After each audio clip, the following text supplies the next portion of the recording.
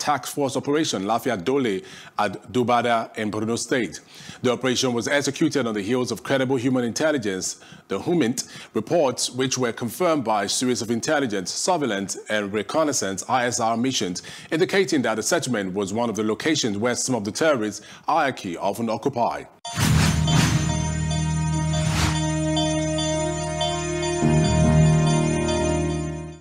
Bonjour à toutes et bonjour à tous. Alors je suis ravi de vous revoir pour cette nouvelle vidéo de la chaîne YouTube Décryptage. Alors décryptage, comme son nom l'indique, il s'agit de décrypter l'actualité internationale, la géopolitique moderne. Alors non pas avec des yeux médiatiques, puisque malheureusement l'approche journalistique a tendance à biaiser un peu les choses et puis à pas forcément aller en profondeur par manque de temps ou par partialité. On a le temps par l'intermédiaire de ces vidéos YouTube. Alors aujourd'hui, le thème qu'on va traiter, c'est le thème de Boko Haram. Alors Boko Haram, c'est vrai Boko Haram a été un peu éclipsé par l'émergence de l'État islamique, mais c'est encore une réelle menace au niveau du Nigeria, du Cameroun, même de la région des Grands Lacs. Alors la manière avec laquelle les médias présentent Boko Haram, ça peut être intéressant, mais c'est souvent limité à la personnalité d'Aboubacar Shekau, qui est le fondateur historique de Boko Haram au Nigeria. Par rapport à l'enlèvement des jeunes filles nigérianes en 2014, alors qui avait été une véritable tragédie, beaucoup relayée par la communauté internationale, ou par rapport aux violences perpétuées par Boko Haram, alors au niveau des églises chrétiennes, au niveau de la population du Nord, et au niveau, des combats avec également l'armée camerounaise. Alors là, on a un auteur qui, lui, a une approche qui est beaucoup plus profonde, beaucoup plus complexe. C'est Léon Kongou, qui avait écrit en 2016 aux éditions L'Harmattan, Boko Haram, parti pour durer, alors qui évoque les violences de Boko Haram, et qui évoque également le rôle du Cameroun, qui évoque les racines historiques de l'émergence de Boko Haram, qui explique comment aussi l'État nigérian, de par la faiblesse de sa gouvernance, a indirectement contribué aussi à l'émergence de ce groupe radical, et puis qui explique aussi le projet géopolitique de création d'un émirat islamiste dans toute l'Afrique noire de Boko Haram. Donc voilà, une analyse qui est beaucoup moins superficielle que celle des médias, et qui du coup est beaucoup plus profonde. C'est ce qu'on va voir dès maintenant.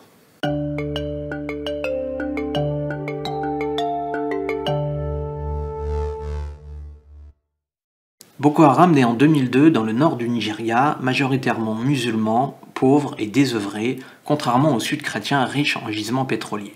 Créateur de Boko Haram, Mohamed Youssouf s'oppose au début à la mauvaise gouvernance du pays et la corruption. Le régime nigérian est en effet fédéral, composé de 36 régions relativement autonomes, mais les ressources économiques sont mal redistribuées. L'organisation s'attelle donc dans un premier temps à redistribuer la nourriture aux plus démunis tout en multipliant les prêches violentes. Boko Haram est donc une secte religieuse et un mouvement social, fonctionnant par le culte du chef et l'endoctrinement idéologique, tout en s'appuyant sur un fief territorial, la ville de Maiduguri dans l'état de Borno. L'organisation naît dans un contexte de violence où l'État nigérian a tendance à faire preuve d'une certaine brutalité face aux mouvements de contestation interne. Mohamed Youssouf est un théologien sunnite formé en Arabie Saoudite. Il stigmatise au Nigeria les imams modérés et mène avec ses hommes des assassinats ciblés. À la violence de Boko Haram répond celle de l'armée nigériane, car il n'existe pas dans le pays de gendarmerie ou de police anti-émeute, et ce sont les forces militaires qui assurent le maintien de l'ordre public. En 2002, Boko Haram bascule dans la clandestinité. Le projet géopolitique de Boko Haram est de rétablir l'émirat islamiste créé au XIe siècle après Jésus-Christ, qui réunissait les ethnies kanouris du Nigeria, du Cameroun, du Niger et du Tchad. La création de ce royaume, dite des Kanem-Borno, qui dura jusqu'au XIe siècle, est le résultat de l'arrivée de l'islam dans la région grâce au chemin de négoce commercial. Séparés par la colonisation européenne, les Kanouris de la région n'ont jamais pu se regrouper en un seul et même État. Le but des dirigeants de Boko Haram, Mohamed Youssouf et plus tard Aboubacar Shekau, est donc de recréer ce royaume autour de la figure mythique d'Ousmane Dan Fodio. Les Kanouris sont 320 000 au Nigeria et 2,5 millions dans les différents pays alentours. Ils ont notamment la spécificité d'avoir des balafres indélébiles sur leur visage. Pouvant difficilement conquérir le sud car majoritairement chrétien, Boko Haram veut obtenir l'indépendance du nord, ce même nord dépourvu de ressources pétrolières et aride d'un point de vue climatique. L'organisation surfe sur le sentiment occidental, parfois très présent en Afrique subsaharienne. L'organisation estime que l'exploitation du pétrole dans le pays est en partie pillée par les multinationales étrangères et empêche le développement durable du pays. Elle surfe aussi sur l'impopularité de la politique étrangère française en Afrique, certains habitants du Nigeria croyant que la France orchestre les violences au nord du Cameroun afin de justifier sa présence dans la zone et empêcher la percée de la Chine dans le golfe du Guinée et la région des Grands Lacs. Boko Haram joue aussi de la frustration des élites musulmanes et kanouris du nord du pays qui n'acceptent pas que le Nigeria soit dirigé par les chrétiens du sud. Après son second mandat en 2007, le président Obasanjo, sudiste chrétien du sud de l'ethnie des Yoruba, a pour successeur Yar'Adua, musulman nordiste de l'ethnie des Haoussa, mais il meurt prématurément en 2010. Son vice-président Goodluck Jonathan, un chrétien du sud, le remplace. Cette nomination en 2010 est un événement important car elle contribue à une véritable inversion des rapports de force entre le nord et le sud. Jusque-là, les sudistes tenaient l'administration et l'armée exerçait un pouvoir tout en détournant la manne pétrolière. Désormais, le renversement des rôles donne au sud le contrôle de la production pétrolière et casse le monopole nordiste exercé sur l'armée. De plus en plus d'officiers sudistes, souvent chrétiens et animistes, sont promus dans les structures policières et militaires. Boko Haram va profiter de ce basculement politique pour radicaliser ses actions. L'organisation peut s'appuyer sur de solides zones de repli comme la forêt des Sambisa, nord-est du Nigeria et sud-ouest du parc national du bassin du Tchad, long de 60 000 km, ainsi que sur les versants du mont Mandara, massif montagneux entre le Nigeria et le Cameroun. En mai 2015, le président nigérian Buhari choisit de déplacer le centre commandement de l'armée nigériane d'Abuja au centre du pays vers Maiduguri au nord-est du pays et également fief de Boko Haram. Boko Haram exploite aussi la porosité des frontières pour se déplacer entre le Nigeria, le Tchad et le Cameroun. Les bataillons d'intervention rapide de l'armée nigériane ne parviennent souvent pas à accéder aux zones d'action de Boko Haram où sont installées les nombreuses mines antipersonnelles ou artisanales. Des attaques kamikazes sont régulièrement menées au Tchad et dans l'extrême nord du Cameroun, Boko Haram utilisant même parfois des modes d'action conventionnels. Elle recrute également des hommes autour et dans la région montagneuse de Gozwa et forestière de Sambisa, lieu lui servant également de refuge. Boko Haram utilise des motos légères pour le renseignement, le transport logistique et les opérations offensives. Le Cameroun ayant instauré un couvre-feu de 18h à 6h du matin à la frontière nord avec le Nigeria pour limiter la mobilité des djihadistes, le mouvement utilise de plus en plus d'engins lourds pour transporter hommes et marchandises. Reconnaissables à leur longue barbe et à leurs bâtons de pèlerin avec des pantalons courts, les hommes de Boko Haram basculent dans la clandestinité en 2009 suite à l'interdiction du mouvement par le mouvement nigérian. Les djihadistes de Boko Haram s'apparentent de plus en plus à des citoyens normaux, se fondent dans la masse et évitent d'arborer des signes distinctifs. Des stratégies de séduction sont menées auprès des populations locales. L'autorité des chefs locaux ou oulémas seigneurs de guerre est rejetée car on leur reproche leur éducation trop occidentale et une interprétation erronée des textes islamistes trop imprégnés de culture locale. Boko Haram attire des hommes dans ses rangs en promettant des repas quotidiens, une solde économique, des jeunes filles utilisées comme esclaves domestiques ou sexuelles. Boko Haram mène donc une guerre contre l'islam traditionnel du bassin du Tchad, considéré comme trop syncrétique et pas assez wahhabiste. Dans les territoires conquis, les représentants de Boko Haram demandent aux chefs locaux de faire allégeance et de se convertir au wahhabisme. Ils doivent prouver leur allégeance en livrant des renseignements ou en cachant des armes ou des militants dans leur village, faute de quoi ils sont exécutés. L'organisation bénéficie aussi d'un arsenal militaire important, récupéré en partie dans les bases militaires du nord-est du Nigeria, avec des véhicules blindés et des tonnes de munitions. En 2015, Boko Haram fait allégeance à l'État islamique pour bénéficier de la création d'un émirat islamiste en Afrique de l'Ouest et de subventions supplémentaires émanant de réseaux criminels. L'organisation s'attaque désormais à des postes de police pour se procurer des armes supplémentaires, opérant des pillages de banques, du vol de bétail, de vivres et d'argent. À l'image du projet d'al-Baghdadi ayant créé un émirat entre la Syrie et l'Irak, voire pour établir le califat de Bagdad, Aboubacar Shekau veut créer un califat entre le Nigeria et le Cameroun. À partir de la Syrie, ordre est donné par al-Baghdadi d'expédier de l'aide matérielle à Boko Haram par la Libye et l'Algérie. Après une phase de développement territorial de 2009 à 2015, Boko Haram connaît pourtant un déclin certain à partir de cette allégeance. Les raisons de son effondrement sont multiples. L'affaiblissement de l'État islamique en Irak et en Syrie et les coups de boutoir des armées françaises et africaines engagées contre l'organisation ne permettent plus à Boko Haram d'avoir de véritables lignes de ravitaillement via la Libye, le Tchad et la Centrafrique et le Cameroun. Les troupes du Tchad, du Niger et du Cameroun provoquent notamment beaucoup de dommages au sein de Boko Haram.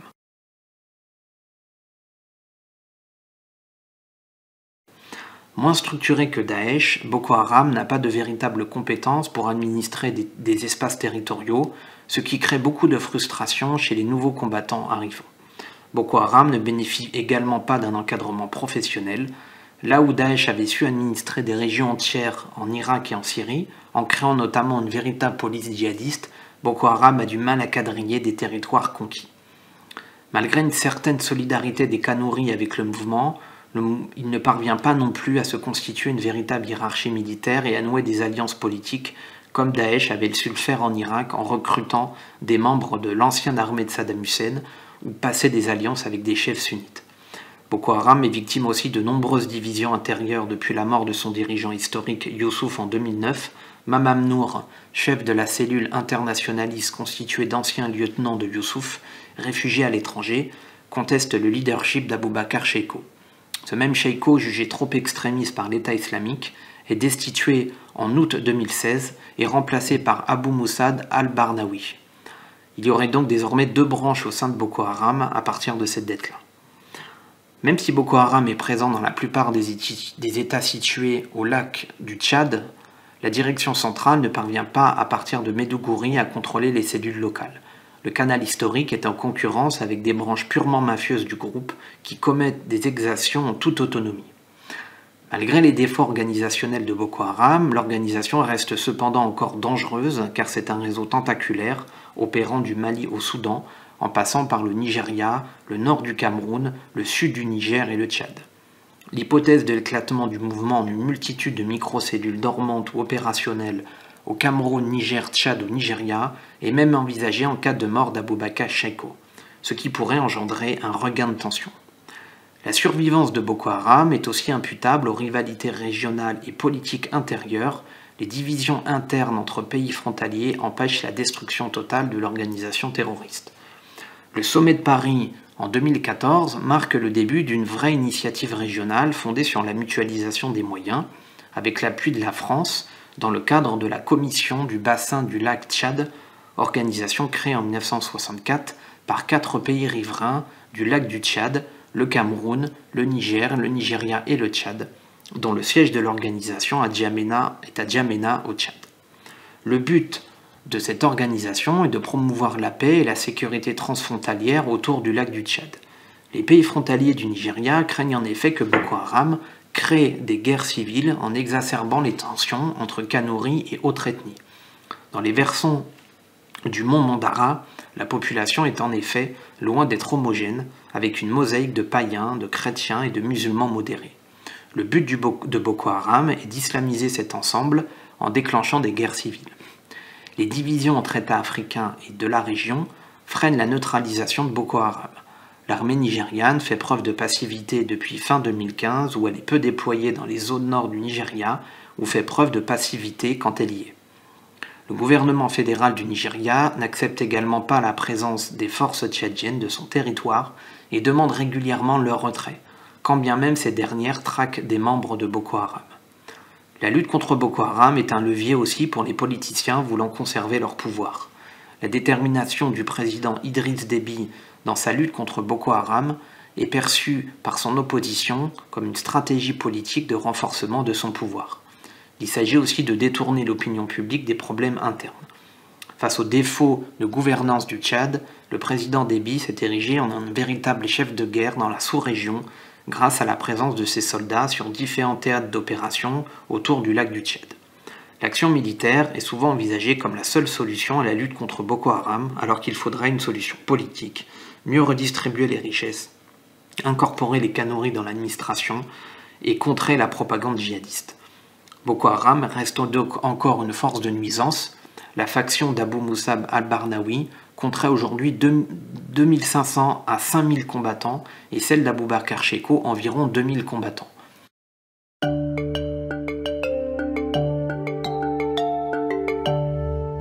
Voilà pour ce résumé de cet très intéressant ouvrage de Léon Koungou, dont je vous rappelle les références comme d'habitude. Boko Haram, Parti pour durer, édition L'Harmattan, 2018. C'est un ouvrage qui fait 170 pages. Alors, évidemment, Léon Koungou, c'est quelqu'un qui a été sur le terrain, qui a rencontré des acteurs, qui a rencontré également des habitants. Donc, il multiplie les anecdotes et les analyses à l'intérieur de cet ouvrage-là. Donc moi, la synthèse que je vous ai proposée, vous pouvez aussi l'approfondir avec la lecture de cet ouvrage-là, puisque ma philosophie à moi, c'est que vous fassiez votre idée des choses. Alors je vous dis de faire votre idée au-delà des médias, mais au-delà du résumé que moi je donne, qui est forcément un résumé peut-être partial. Donc voilà, réfléchissez par vous-même, travaillez cet ouvrage-là, stabilotez-le, fichez-le, libre à vous. Si vous êtes aussi intéressé par ces questions sécuritaires qui est liées à la géopolitique de l'Afrique, au terrorisme, à l'État islamique, puisqu'on a vu que Boko Haram, finalement, c'était la branche nigériane de l'État islamique au début, de la politique étrangère française ou américaine, puisque la France est engagée au Sahel dans le cadre de l'opération Barkhane. On a vu récemment que Donald Trump avait déclaré vouloir retirer les soldats américains d'Afrique et du commandement régional africain. Donc, Boko Haram, ce n'est pas un thème en tant que tel, c'est un thème transversal. Donc si vous voulez vous faire une idée sur chacune de ces thématiques-là, vous avez accès à mes supports de cours, puisque moi je fais un cours à l'université sur le terrorisme et en prépa sur la politique étrangère américaine. Voilà, vous avez des supports très synthétiques qui font entre 10 ou 15 pages, avec des documentaires numériques. Par exemple, si vous avez un thème qui vous apparaît d'un coup dans les médias et puis qui vous passionne, mais que malheureusement vous n'avez pas le temps de vous taper un bouquin de 400 pages, vous lisez, vous accédez à un de mes supports et tout est là, tout est synthétique. Et surtout, c'est parfaitement adapté pour des étudiants de la première année jusqu'à la 5e année. Alors peut-être pas jusqu'en doctorat, où on exige peut-être plus de complexité. Voilà, c'est adapté à vous si vous prêtez. Ce qui peut être aussi adapté à vous, c'est les formations que je propose. Je viens de sortir une nouvelle formation qui s'appelle « Trouver sa voie professionnelle ». Ça fait 10 ans que je suis enseignant et ça fait 10 ans que je vois des étudiants qui en première, en deuxième, en troisième année, et peut-être que ça va vous surprendre en 5e année, qui ne savent toujours pas ce qu'ils veulent faire. Et moi j'estime que un des critères d'échec des étudiants dans les études supérieures, c'est qu'ils ont tendance à ne pas donner du sens à ce qu'ils font parce qu'ils ne savent pas vers quoi ils vont. Donc là, c'est une formation en 3 modules qui va développer chez vous votre capacité à trouver votre voie professionnelle, les astuces à mettre en place, quel lieu fréquenter, quel master choisir, quel cours choisir et qu'est-ce qu'il faut mettre au quotidien pour, dès votre première année ou votre deuxième, être déjà prêt pour l'après 5e année. Donc vous avez accès à cette formation dans tous les liens qui sont dans la description. Vous retrouverez aussi ma formation Réussir gratuite. Formation gratuite, réussir ses études de la première à la dernière année. Pour ceux qui ne veulent pas se former intellectuellement et pédagogiquement, qui sont moins intéressés par les fiches de lecture, vous pouvez rentrer en contact avec moi avec mon adresse personnelle. Et là, on va essayer d'entretenir une collaboration sur le long terme. Mon but à moi, c'est que vous réussissiez des études comme moi, j'ai réussi à les réussir en vous amenant mon expérience personnelle. Voilà. Écoutez, on va s'arrêter sur ça. Une fois de plus, j'étais ravi de vous revoir. J'espère vous revoir sur les formations ou sur mon adresse mail personnelle. Et en attendant, prenez soin de vous et surtout, bonne lecture.